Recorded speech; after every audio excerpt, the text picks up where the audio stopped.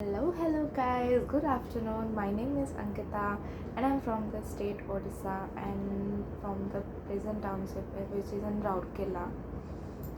So I'm here with some interesting topics about God. You may be in suspense that which God is telling about. I'm telling about Radharani and Krishna ji. Let me first discuss the definition of God. I think God is the universal power, supreme power from which we can gain positive energies from them to create our own path. The definition of God varies greatly depending on religious, physiological, and cultural context. So we basically basis on the religion we don't know how many kind of religions are there. So there are four religions. First is monotheistic religions, polytheistic religions, physiological religions, and atheistic religions. So in monotheistic religions, suppose we are going to take Christianity, Islam, Judaism, and Buddhism. God is typically conceived as the supreme being, creator and ruler of the universe, who is all the powerful. Let us consider powerful means omnipotent and all knowing, उनको सब पता है, that is omniscient and omnipresent, वो हर जगह present है, ठीक है. And second, we are telling about the polytheistic religions, and that is Hinduism and our ancient Greek religions. And I think there are multiple gods and goddesses, each with specific powers and responsibilities. Her god का जैसे कि माँ दुर्गा का अलग power है and responsibilities है, and then Bajrang Bali जी, राधा रानी जी, सबका अलग अलग स्पेसिफिक पावर है और रिस्पॉन्सिबिलिटी है, जो कि हमारे रिप्रेजेंट करते हैं हमारे कल्चर को और एक्सपेक्ट ऑफ लाइफ को. और उसके बाद आते हैं हम लोग फिजियोलॉजिकल पर्सपेक्टिव पे, जो कि जो हमारा गॉड पे बिलीफ है, that can be viewed as the ultimate reality. That is the ultimate reality on the source of moral authority and existence और कॉन्शियसनेस. हमको पता होता है कि एक प्रेजेंस है जो कि हम फील कर सकते हैं. जैसे कि हम पॉजिटिव नेगेटिव एनर्जी को फील कर सकते हैं, वैसे ही हम गॉड की एग्जिस्टेंस को पॉजिटिव एनर्जी के हिसाब से फील कर सकते हैं. That is God. Atheistic properties में ये आता है पर्सपेक्टिव्स में कि कोई लोग ऐसे भी होते हैं जो डिनाई कर देते हैं existence of any kind of deity और गॉड, जो कि बिल्कुल गलत है. मैं आपको एक बात बताना चाहूँगी कि अगर पॉजिटिव एनर्जी है तो नेगेटिव एनर्जी भी बिल्कुल है. और ये एथिस्टिक पर्सपेक्टिव में वो लोग आते हैं जो कि गॉड पे बिल्कुल भी भरोसा नहीं करते. But I should tell them कि you should believe on such kind of energy which can really change your life. You cannot avoid. I think somebody who is avoiding God and cannot be a good person. Actually, presence of God in our life or faith in God can actually give us very energy or very kind of positive energy to gain something in our life. So I believe in God, and you should also. Then we are coming to our Natkhat Se Kanha ji and our goddesses Radha Rani ji, who is the most beautiful woman on this planet or earth. She is the most beautiful. तो beautiful से याद आया एक चीज़, मैं आपको एक चीज़ बताना चाहूँगी कि जब कृष्ण जी का रुक्मिणी जी से विवाह हो गया था, तब उन्होंने सोचा कि मैं भी तो कृष्ण से उतना ही प्यार करती हूँ जितना कि राधा जी करते थे। तो उन्होंने ये सोचा कि मैं कृष्ण से प्रश्न ज़रूर पूछूंगी कि राधा में ऐसा क्या है जो मेरे में नहीं है। सो उन्होंने ये जानने की इच्छा रखी कि राधा दिखती कैसी हैं। तो उन्होंने राधा से मिलना चाहा। सो एक 7 द्वार थे, बोला जाता है 7 द्वार थे, और सातों ही द्वार में जो दासियाँ थी वो बहुत ही चार्मिस्टिक थे और बहुत ही ज़्यादा सुंदर थे। उनको बहुत अच्छा भी लगा उनको देख के कि ये इतनी सुंदर हैं, और अगर दासियाँ ही इतनी सुंदर हैं सातों द्वार में तो राधा कितने सुंदर होंगे। जब उन्होंने सातों द्वार क्रॉस किए उसके बाद राधा रानी को देखा तो वो एकदम अचंभित हो गई कि wow, she is the lady who is full of that तेज इन हर। हम लोग तो देख नहीं सकते भगवान को क्योंकि हमारी जो आँखें हैं उनको देख नहीं सकती, because we don't have such. लोग बोलते हैं ना मुझे भगवान देखना है, but we can not see God because our eyes don't have such power to see God, because वो जो हाई रेज होते हैं उनमें we can not see them, but we can feel them around us, that yes they are. Then in I think बहुत सालों की बात है, जैसे कि कृष्ण जी का ये स्टोरी मैं बताना चाहूँगी। सम फैक्ट्स है जो बहुत लोगों को नहीं पता।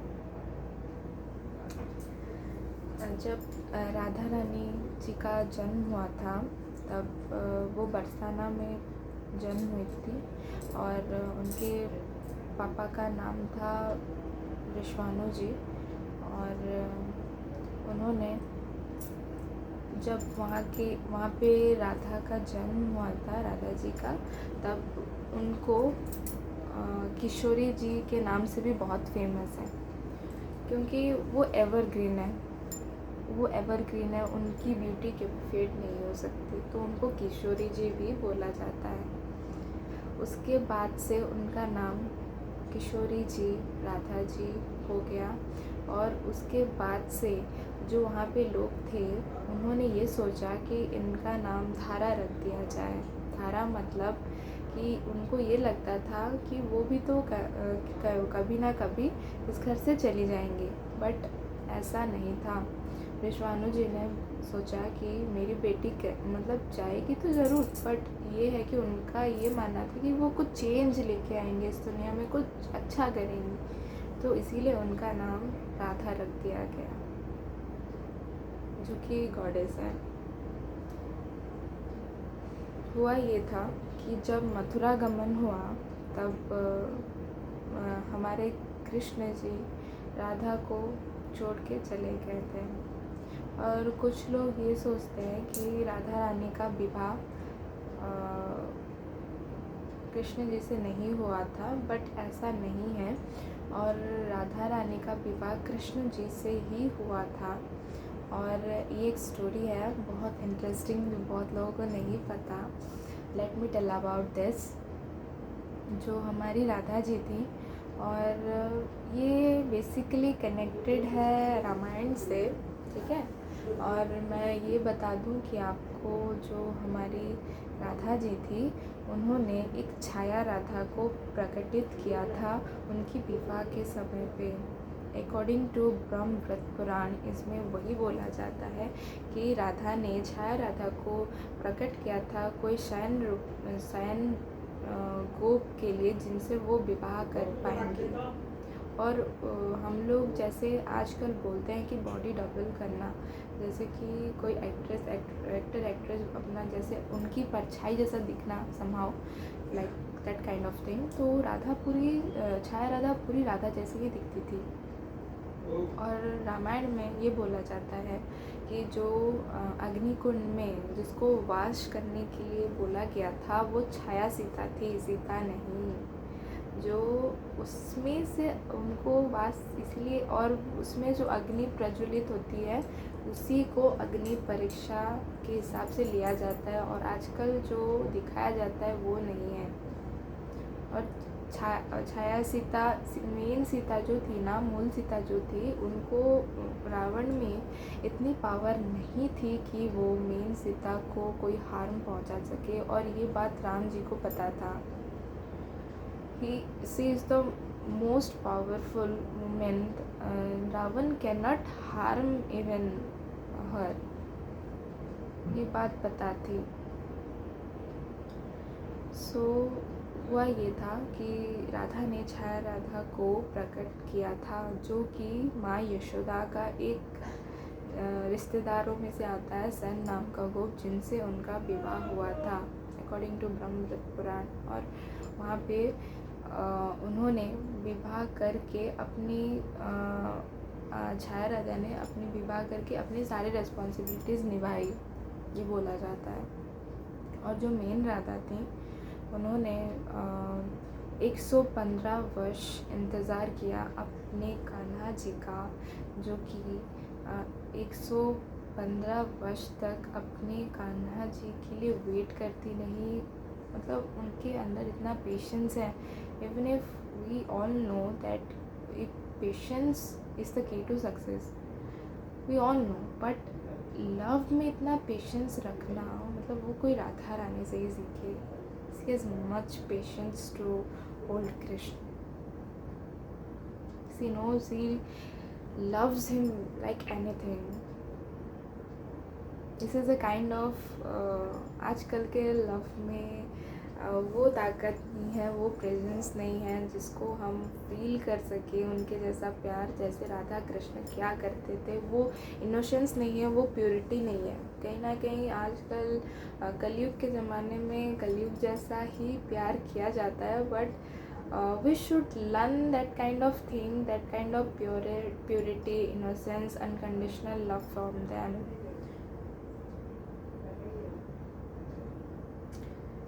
उन्होंने राधा जी से प्यार बहुत किया था, बट ये लोग वो भी नहीं जानते, बहुत लोग, कि उनकी शादी भी हुई थी।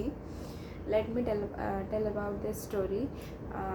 हुआ ये था कि जब नंद बाबा जी, जो कृष्ण जी के फादर थे, वो बहुत छोटे से थे, तो कहीं पे वो जा रहे थे, ठीक है, ऐसा कुछ कहानी है, कहीं पे वो जा रहे थे तो बहुत आंधी तूफान आया।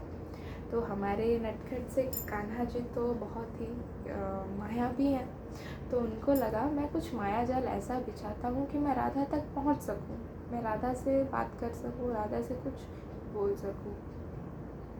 तो उन्होंने क्या किया, बहुत ही ज़्यादा आंधी तूफान और लाया अपने मायावी शक्ति से, तो वो तूफान हर तरफ फैल गया, ठीक है।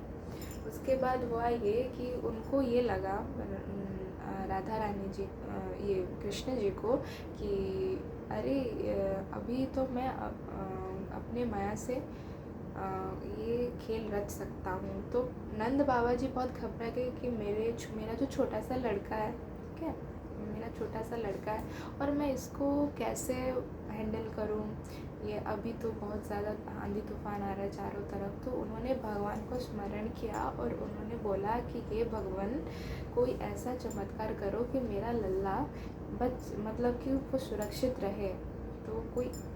तो फिर वहाँ पे राधा रानी खुद स्वयं प्रकट हुई।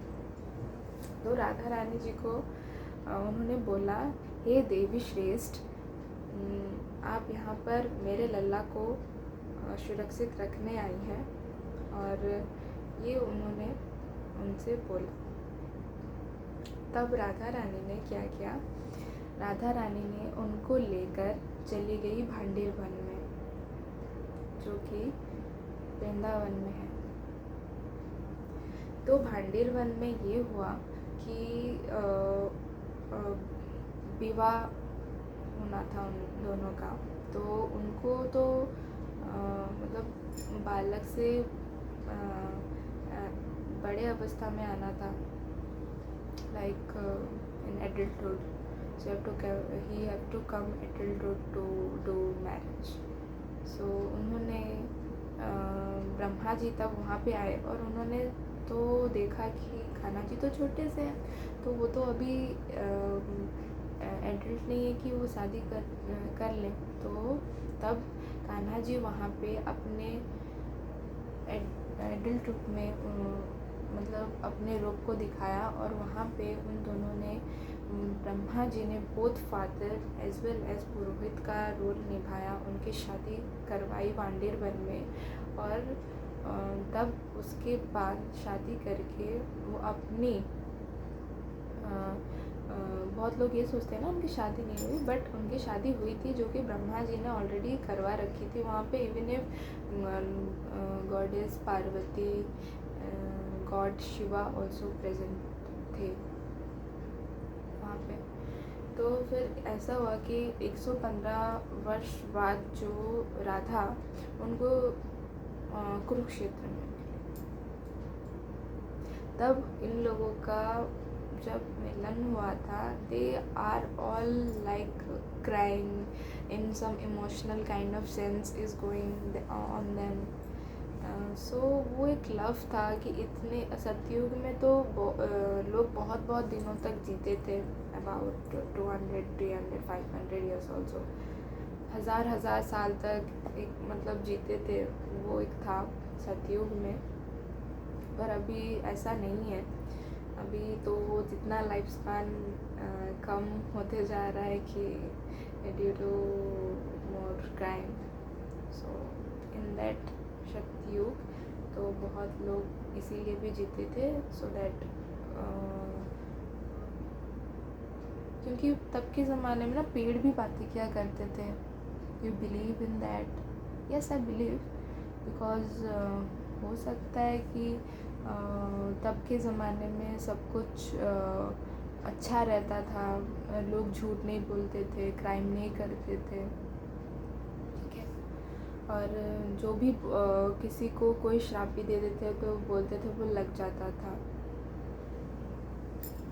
उसके बाद एक कहानी है जो कि श्रीधामा के ऊपर बेस्ड है। अकॉर्डिंग टू गर्ग संहिता ये बोला जाता है कि जब राधा रानी इस धरती पे आई तो उनको कुछ याद नहीं था, उनको कुछ भी याद नहीं था कि वो यहाँ पर आई।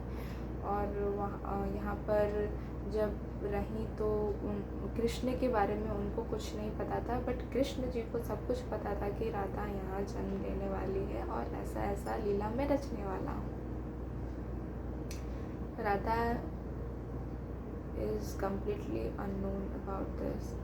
तो हुआ था ये कि अकॉर्डिंग टू गर्ग संहिता ये बोला जाता है श्रीदामा नाम का एक वक्त था जो कि श्री कृष्ण का बहुत बड़ा भक्त था, बहुत ही प्योर भक्त था, जो कि उसको ये होता था कि राधा को वो कम्प्लीटली नहीं मानता था, जो कि उसको ये नहीं पता था कि Radha is the power of Krishna and Krishna is the power of Radha.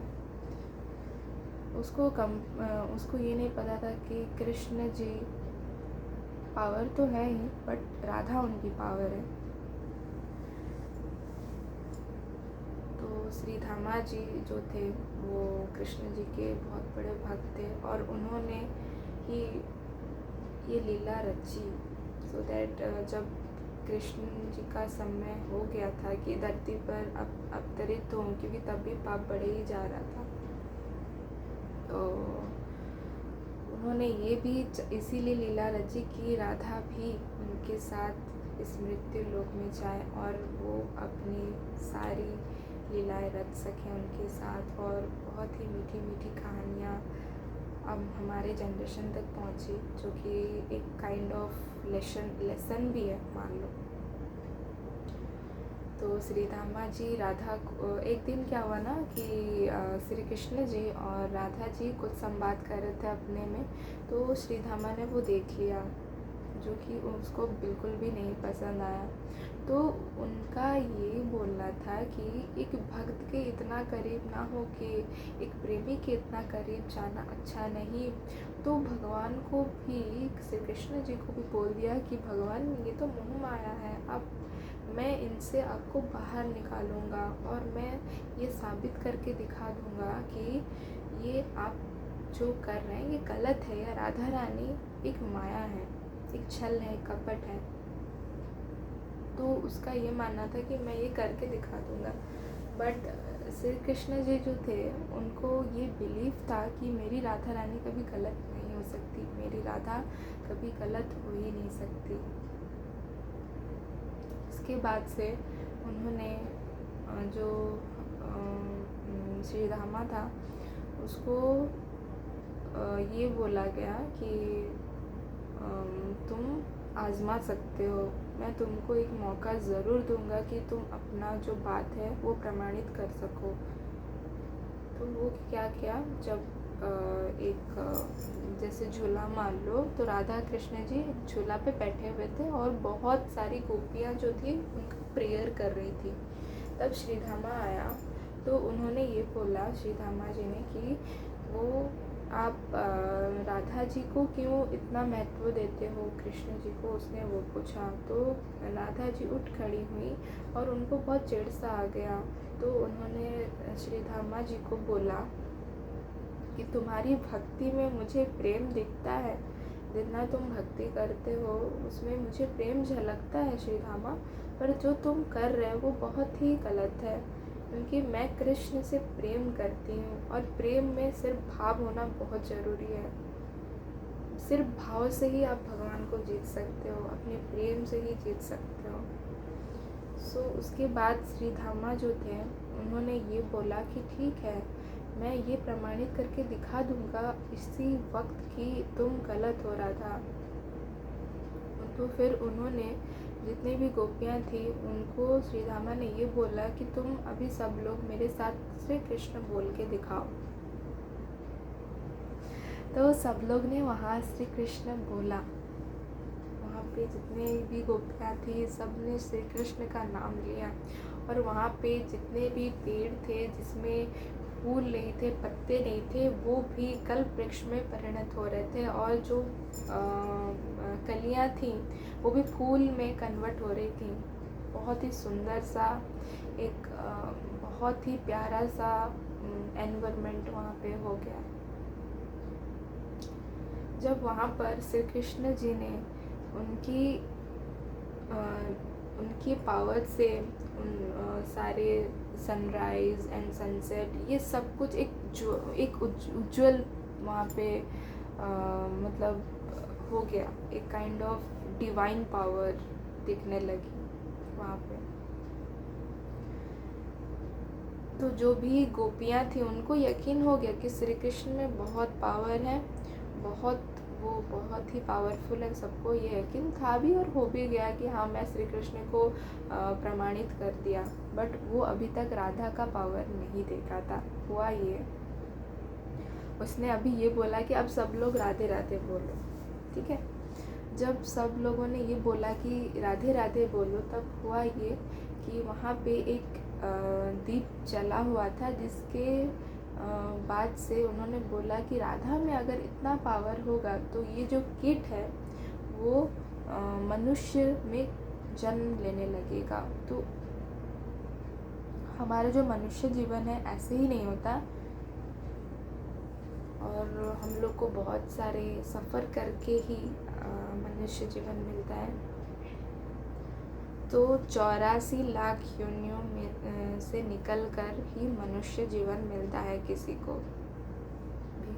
तो वो जो कीट थी ना, वो जो दीप के पास रखी हुई थी, तो वहाँ पे लाइक जो दीप था, तो वो जब राधा तो अब श्री रामा ने बोला कि अब राधे राधे बोलो, राधे राधे। तो सब लोगों ने बहुत ही प्यार से राधे राधे बोला। तो वहाँ पे जो दीप था उसके बगल में जो कीट था ना, वो क्या हुआ, वो भस्म हो गया। तो सब लोग बहुत डर गए कि राधे राधे नाम से ऐसा कैसे हो सकता है कि कीट जल गया। तो किट चलने के बाद कुछ लोगों को तो ये भी पता नहीं है कि जब किट वहाँ पे जो लोग थे उनको ये नहीं पता है कि किट चल के एक बटरफ्लाई, सुंदर सी बटरफ्लाई में कन्वर्ट हो गया था। तब उन्होंने ये बोला कि श्रीधामा ने कि वो जो देखो वो एक बटरफ्लाई सुंदर सा जा रहा है, तितली जा रहा है, उसको तुम बोलो राधे राधे। जब उन सब लोगों ने उस तितली को देख के राधे राधे बोला तो वो भी भस्म हो गया, वो भी जल गया। सो हुआ ये कि उसको जलने के बाद सबका एकदम बिलीफ हटने लगा कि अरे राधे राधे बोलने से ये हो रहा है। तो फिर वहाँ पे एक मतलब खम्बा ही मान लो, खम्बे के पास एक बालिका, बहुत सुंदर सी बालिका खड़ी हुई। उसका तब वो कीट से मनुष्य जीवन हो चुका था, जो कि किसी को नहीं पता था। तो वहाँ पे वो लोग श्रीधामा ने बोला कि वो जो बालिका वहाँ खम्बे के पास खड़ी है उसको देख के बोलो राधे राधे। तो सब लोग डर गए कि कीट भी जल गया, उसके बाद ये तितली भी जल गई, वो बालिका ना जल जाए, इसीलिए उन्होंने ये नहीं बोला। बट सबको ये नहीं पता था कि राधे राधे बोलने से ही उस बालिका का जन्म हुआ है और उसको मुक्ति मिली है। उसके बाद हुआ ये कि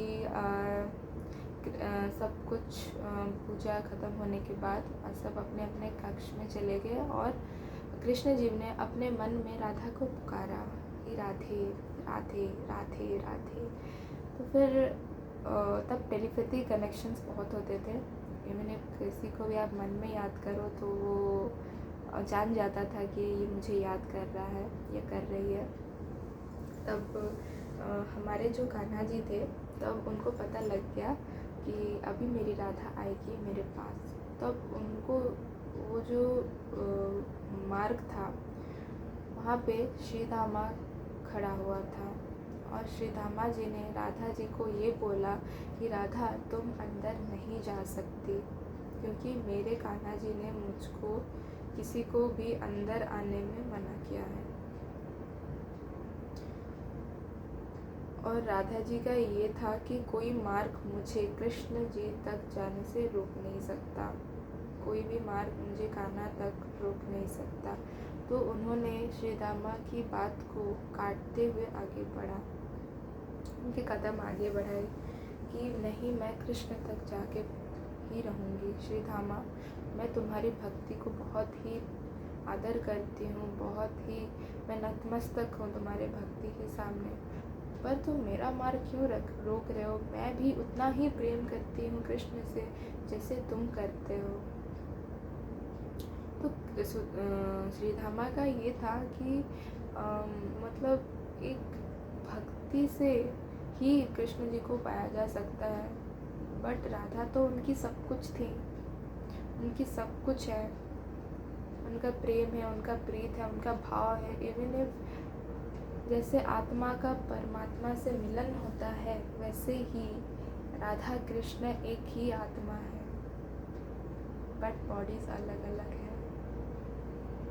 उसको श्रीधामा को ये नहीं पता था। पर श्रीधामा ने जब ये बोला कि राधा, अगर तुम एक कदम भी आगे बढ़ाई तो ये अच्छा नहीं होगा तुम्हारे लिए, पर श्री राधा तो रुकने वाली नहीं है, वो चल दी। जब वो चल दी तब उन्होंने पीछे से श्रीधामा ने उनको ये श्राप दे दिया कि राधा, तुम जो इतनी ज़िद्दी हो, इतनी तुम घमंड रखती हो, तो इस चीज़ की वजह से भी उन्होंने राधा जी को श्राप दे दिया कि तुम 100 वर्षों तक कान्हा जी को भूल ही रहोगी। तब राधा जी ना कुछ बोल पा रही थी, ना कुछ उनके में भाव था कि वो कुछ बोल पाए। तो फिर राधा जी ने ये बोला कि श्रीधामा, ये तुमने क्या कर दिया? मुझे श्री कृष्ण से दूर जाना मंजूर है, पर उनके बिना नहीं।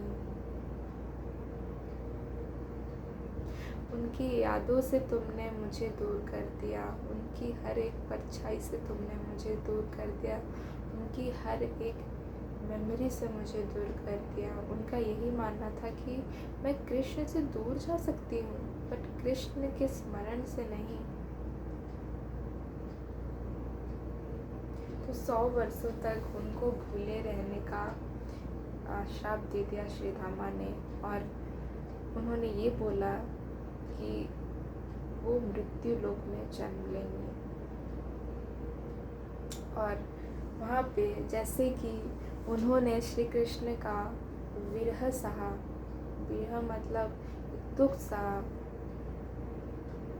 वो राधा भी वैसे उन्हीं की तरह एक विरह सहेंगी,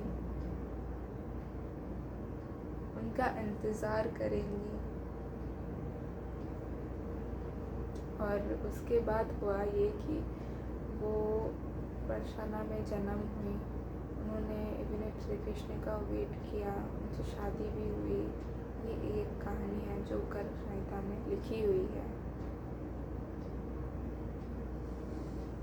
तो उन्होंने श्री धामा को ये आइडिया नहीं था कि उसके साथ क्या हो रहा है, और वो उसने कितनी बड़ी गलती कर दी है ऑलरेडी। तो वो जो बालिका थी वो आई, श्री कृष्ण राधा जी थे वहाँ पे और श्री धामा भी था। तो श्री धामा को वो बालिका ने बोला, तुम ही तो राधे राधे बोल रहे थे और तुम्हारी वजह से तो मुझे मुक्ति मिली, 84 लाख योनियों में से मैं बाहर निकल आ पाई। उसके बाद वो बालिका ने ये बोला, बोलो ना राधे राधे, तुम क्यों नहीं बोलते राधे राधे, राधे राधे बोलो। तब श्री धामा को रियलाइज़ हुआ कि उसने कितनी बड़ी मिस्टेक कर दी है। तब राधा रानी को उसने क्षमा भी मांगा कि हे राधा रानी, मेरे से कितनी बड़ी गलती हो गई और मैं आपको पहचान ना सका। जबकि राधे राधे के नाम से उसको नया जीवन मिल चुका था। किसी को भी ये बात का ज्ञात नहीं था। जब गोपियाँ लोगों को ये बात पता चली, देन वो लोग ऐसा हो गए कि भाव में बह गए, राधा रानी के और भी प्रेम और स्नेह बरसाने लगे उन पे। They are very kind. उसके बाद वो जो लड़की थी, बालिका थी, उसने अपनी मुक्ति की सारी बात बताई। तो श्री धामा को तो रियलाइज़ हो गया था मैंने गलती कर दी, बट ऐसा भी था कि अभी ब्रह्मा जी ने श्री धामा को इसीलिए भेजा था क्योंकि अब उनको श्री कृष्ण जी को ये बताना था कि उनका अब धरती पे अवतरित होने का समय आ चुका है। और श्री कृष्ण जी की लीला भी देखिए कि उनको श्री राधा रानी को भी बुलाना था धरती को, सो दैट वो अपनी बहुत सुंदर सुंदर लीलाओं से हम तक ये कहानियाँ पहुँचा सके और हम भी उनसे कुछ सीख सके। उसके बाद ये जो स्टोरी है यहाँ पे ख़त्म नहीं होती।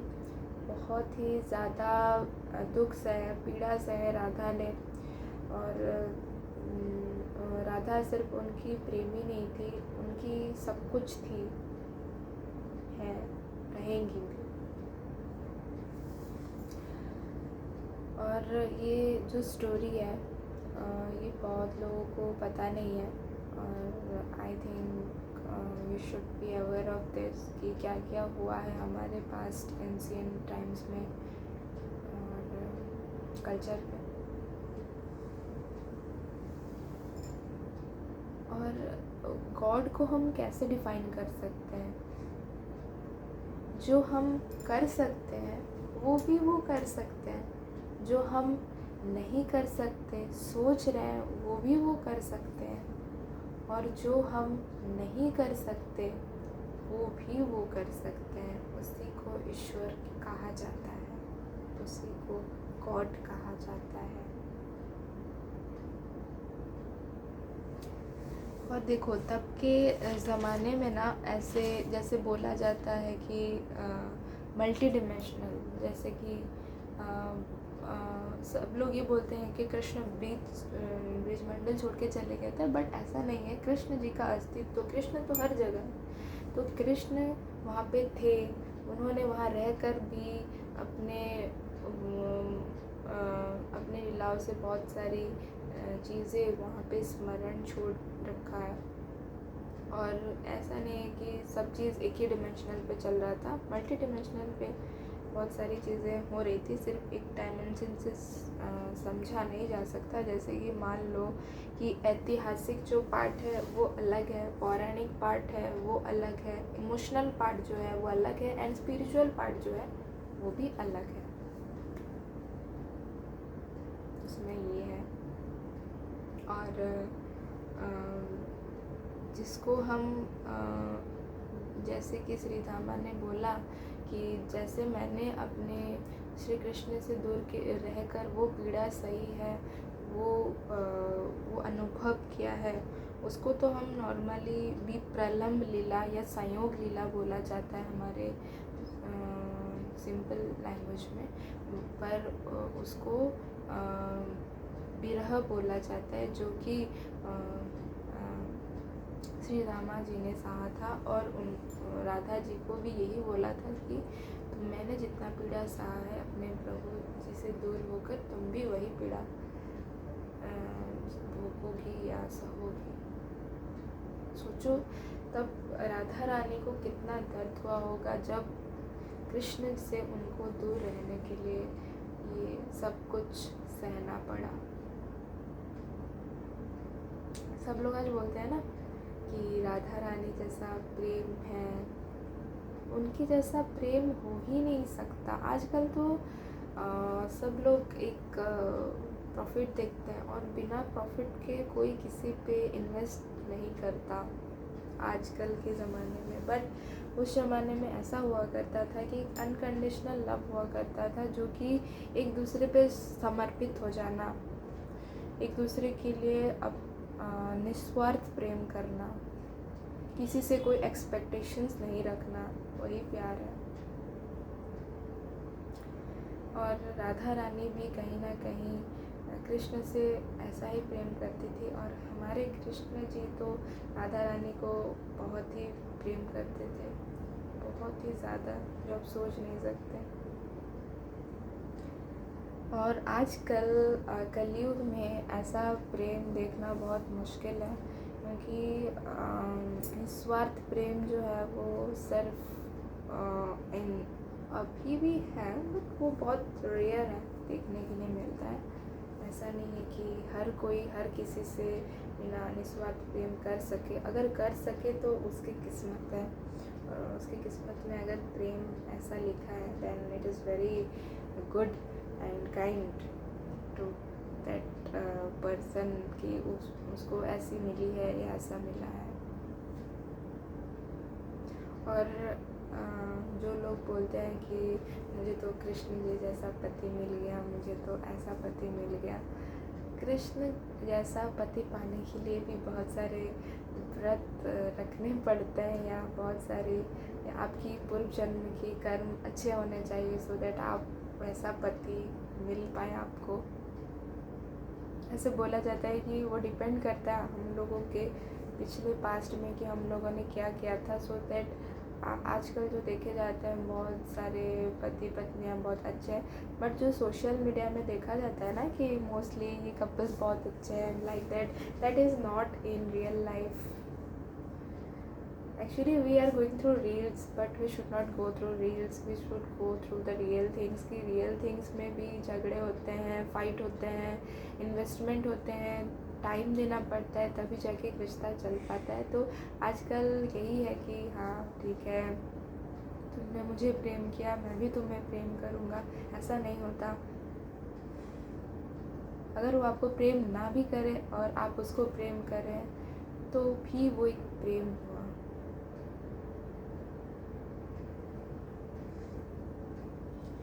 और जो राधा रानी का जो प्रेम था वो एक इंसानी लीला तो था नहीं, वो बियॉन्ड लीला थी, मतलब वो कोई समझ नहीं सकता वो ऐसा लीला है।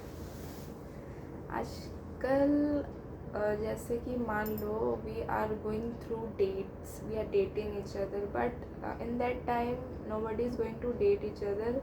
हाँ ठीक है, अगर अच्छा मिल गया तो अच्छा है, अगर नहीं मिला तो उसकी किस्मत पे डिपेंड करता है। हाँ ये होता है, बट ऐसा भी माना जाता है कि अगर गॉड पे बिलीव रहा आपका, then you are going to get the best thing, you are going to get the most best thing in your life.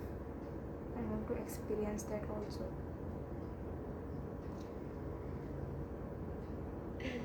और जैसे कि और एक भी चीज़ें हैं मतलब जिसको आज तक कोई समझ ही नहीं पाया, उसी को राधा भी कहते हैं।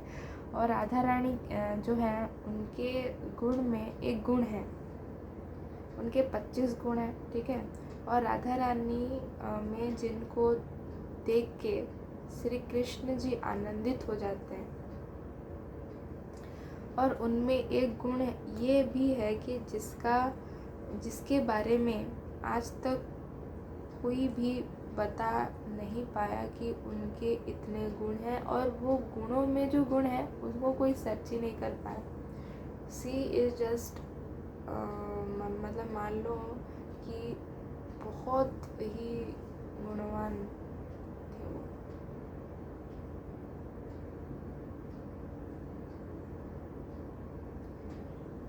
और हमारे वृंदावन में राधा रमण सबके पहले राधा वल्लभ जी हैं, उनके सबसे आगे राधा इसीलिए मतलब पाया जाता है क्योंकि राधे कृष्ण राधे कृष्ण राधे कृष्ण, सोचो सुनने में इतना मधुर लग रहा है, कृष्ण राधे बोलने में इतना वो नहीं सहजता फील नहीं हो रही है जितना हम लोग राधे कृष्ण बोलने में फील हो रही है। वो एक पावर फील हो रहा है। और उसके बाद से एक कहानी ये भी है कि जो वहाँ पे वृंदावन में गद्दी सेवा लगता है, जहाँ पे कृष्ण जी स्वयं आते हैं लीलाएं रचने, वहाँ पे राधा रानी का सब श्रृंगार का सामान और कृष्ण जी का सब श्रृंगार का सामान वहाँ पे रख दिया जाता है। और ये बोला जाता है कि जब सब दरवाजे बंद कर दिए जाते हैं रात को, और वहाँ पे कृष्ण जी स्वयं आते हैं और वहाँ पे लीला करते हैं। और वहाँ पे जितने भी पान रखे हुए होते हैं वो आधे चबे हुए होते हैं, और उसके बाद वहाँ पे जो भी श्रृंगार का सामान है वो सब इधर उधर हुए रहते हैं। तो जब भी मंदिर का मुख खुलता है, सुबह दरवाज़ा खुलता है, तब भक्तों को वो सब चीज़ डोनेट किया जाता है, सो दैट एक बिलीफ है कि वहाँ पे ये सब चीज़ें होते हैं। और श्री कृष्ण खुद आते हैं और वहाँ पे नृत्य, राधा के साथ नृत्य और अपना सब कुछ जो खेल, अपनी सारी मेमोरीज़ वहाँ पे स्पेंड करते हैं, ये बोला गया है वहाँ पे। और मैं आपको और एक चीज़ ये भी बता देती हूँ कि गोपाल भट्ट नामक एक भक्त था श्री कृष्ण जी का, और उसका ये मानना था कि अगर प्रहलाद जी को उन्होंने एक खम्भे से नरसिंह अवतार होके निकल सकते हैं, तो मेरा गोपाल भट्ट जी क्या करते थे, उनके लिए बहुत प्यारे प्यारे वस्त्र बनाया करते थे। तो उनको ये था कि मैं छोटू से अपने गोपाल जी के लिए बहुत ही प्यारा सा ड्रेस तैयार करते थे। तो वो बोलते थे कि हमेशा कि कान्हा मेरे लिए इतना भी नहीं कर सकता, और वो जब प्रहलाद जी को बचाने हुआ तो वो नरसिंह अवतार लेके आ गए और मेरे लिए इतना भी नहीं कर सकते। तो गोपाल भट्ट जी का ये जो उनका प्यारा सा भाव था ये भी श्री कृष्ण जी ने स्वीकार किया। और जब गोपाल भट्ट जी एक किनारे समुद्र किनारे नहाने गए थे तब हमारे जो गोपाल जी हैं, हमारे जो प्यारे से नटखट से कान्हा जी हैं, उन्होंने अवतरित हुआ एक छोटे से बालक के रूप में। और तब गोपाल भट्ट जी ने उनको एक प्यारा सा ड्रेस जो बनाया था उन्होंने वो पहना के, वो श्रृंगार करके, जैसे वो देखना चाहते थे श्री कृष्ण जी को, तो उन्होंने ये श्रृंगार करके वो मुख में उनकी आनंद देख पाए। और उनको भी बहुत खुशी हुई कि अरे मेरा कान्हा मतलब मेरे लिए यहाँ पे आया है सच ने मेरे हाथों से। और जो उसके बाद ये हुआ कि वहाँ पे ज्योति उन्होंने प्रज्वलित की। तब के ज़माने में ज्योति प्रज्वलित करने के लिए माचिस वगैरह यूज़ नहीं किया जाता था। तब जो गोपाल भट्ट जी थे उन्होंने लाइक काइंड ऑफ पूजा करने के लिए वहाँ पे ज्योति जलाई, जो कि अग्निदेव को साक्षी मानकर वहाँ पर वो अग्नि प्रज्वलित किया। और वहाँ पे उन्होंने श्री कृष्ण जी की पूजा की। और जो मैं बता देती हूँ आपको, उस ज़माने में जो ये जो जलाया जाता था फायर इन हवन, तो वहाँ पे उसको ये बोला जाता था कि अरणि मंथन बोला जाता था कि हवन के लिए मतलब जैसे हम लोग दही मढ़ते हैं ना वहाँ पे, वैसे ही रस्सी को ऐसे बांध के उसको एक काइंड ऑफ मट्ठा जाता था जो जिसमें से फायर निकलती थी। और वहाँ पे ऐसे ही हवन कुंड में आग को प्रज्वलित किया जाता था या भगवान को साक्षी मानकर ही अग्नि प्रज्वलित किया जाता था और पूजा किए जाते थे। और ये भी माना जाता है कि जो राधा रमन जी हैं हमारे, वहाँ पे श्री कृष्ण का जो स्वरूप जहाँ राधा रमण कर रही है उसी को राधा रमण कहते हैं वहाँ पे। और जो शालिग्राम के ना चिन्ह है राधा रमन जी, ठीक है। और देखो मैं ये भी बता देती हूँ कि ये एक फैक्ट है कि लोग बोलते हैं कि भगवान का बुलावा नहीं आया तो नहीं जा सकते। हाँ, ये सत्य है कि आप नहीं जा सकते जब तक कि भगवान का बुलावा ना आए। और वृंदावन तो इतनी खूबसूरत सी जगह है, बहुत ही खूबसूरत अनुभव होता है वहाँ पे।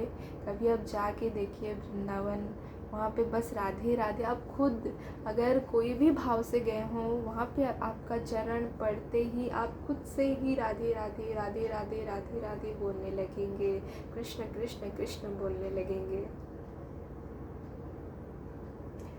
और हर कोई वर्षाना या वृंदावन नहीं जा सकता। जैसे कि मान लो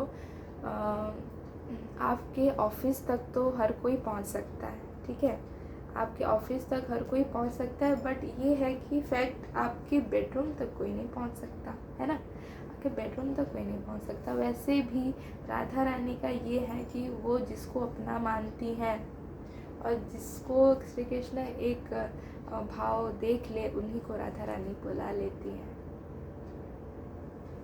तो ऐसा है कि जिसको भी राधा रानी याद करती हैं वो जैसे भी होके उनके पास जाता है। और राधा रानी का ये सुंदर सा महल और वृंदावन का जो खुशबू है, मिट्टी की खुशबू, जहाँ पे श्री कृष्ण जी खुद आया करते हैं, उनकी भूमि वो ही जा सकता है।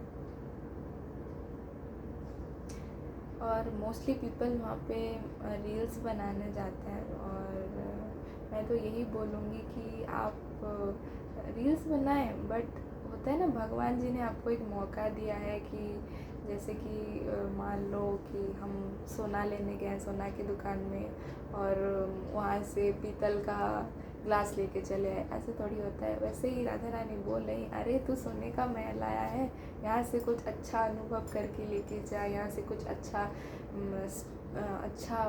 मेमोरीज़ लेके जाओ वहाँ से।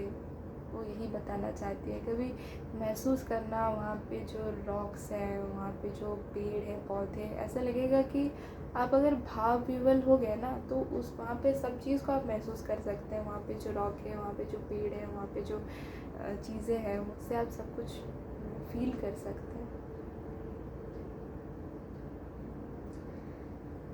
तो हमारा यही मानना है कि सब करो आप। ये जो हमारे प्यारे से गोपाल जी है ना, ये सब कुछ आपको जब आप भाव में भर जाएंगे ना, ये आपको खुद वहाँ पे बुला लेंगे कि अरे मेरा अपना हो के मैंने इसको देखा ही नहीं और मैंने तो इसको बुलाया नहीं, अरे चलो चलो अभी बुलाता हूँ। मैंने बोला लिटरली इंसान जो भी कंडीशन में होगा बट उनके पास पहुँचेगा ही पहुँचेगा, और यही मेरे कान्हा जी ही वहाँ तक लेके जाके पहुँचा देंगे। और ये भी बोला जाता है कि जैसे मान लो कि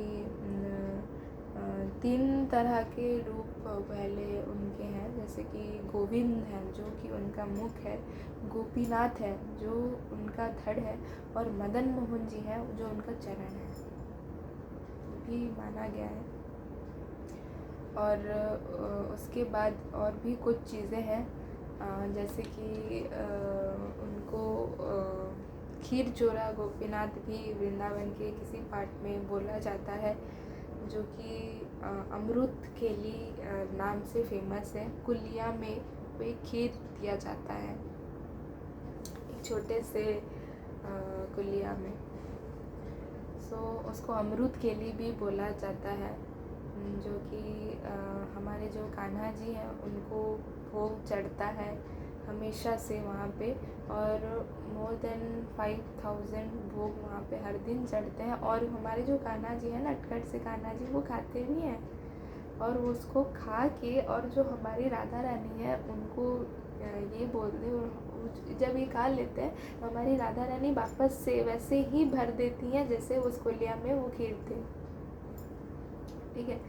और इसके पीछे भी एक स्टोरी है कि जो कुलिया बोला जाता है, ठीक है, और हमारे जो हैंड है 5 फिंगर्स है, ठीक है, और जब हम लोग तिलक लगाते हैं तो यही अंगुली से तिलक लगाते हैं, और जब करते हैं तो ये अंगूठी किस में भी यूज़ नहीं होते, ये जो हमारा अंगूठी है 2nd फिंगर, ये किसी में यूज़ नहीं होते। तो हम लोग जब करते भी ये अंगुली एलिमिनेट हो जाता है, और जब हम तिलक लगाते हैं तो भी ये अंगुली एलिमिनेट ही रहता है, तो ये किसी चीज़ में इतना काम नहीं आते। तो उसने एक दिन बोला कि भगवान, मैंने ऐसा क्या गलती कर दिया कि मेरी ये अंगुली किसी काम की ही नहीं है। तो फिर मेरे कान्हा जी ने इस अंगूठी को वरदान दिया कि जब भी कुलिया से कोई भी खीर खाएगा तो यही अंगुली से तुम्हारा स्वाद चखेगा। तब से वो जो कुलिया है उसमें जो खीर रहते हैं तो इसी हाथ से टेस्ट किया जाता है। बेसिकली हम कुछ भी खाते हैं तो इस अंगुली से हम लोग खाते हैं और टेस्ट करते हैं, ठीक है। जो कुलिया है जिसमें वो प्रसाद है, जिसमें वो मटकी है छोटा सा, वो कृष्ण जी है, और जो अंदर खीर है वो राधा रानी के रस से भरा हुआ है, ये बोला जाता है। हमारे ठाकुर जी जो है वो वैसे ही रस फैला देते हैं, और वो इतना टेस्टी होता है, बोलते हुए भी मेरे मुँह में पानी आ रहा है, but it is so tasty, ठीक है। और कभी भी आप चाहिएगा तो अमृत के लिए ज़रूर खाइएगा। वृंदावन में बहुत ही ज़्यादा टेस्टी होता है, और भगवान का प्रसाद तो हमेशा से टेस्टी ही रहा है। सो ये कुछ इंटरेस्टिंग से फैक्ट्स है राधा रानी के बारे में जो मैं आपको बताना चाहती थी। और being my first channel, I share my all ideas with you and some kind of interesting facts with you. So if you like my channel then please subscribe my channel. और मैं आगे भी ऐसे इंटरेस्टिंग फैक्ट्स आपके सामने लेके आती रहूँगी, और तब तक आज के लिए इतना ही। Thank you and please subscribe to my channel.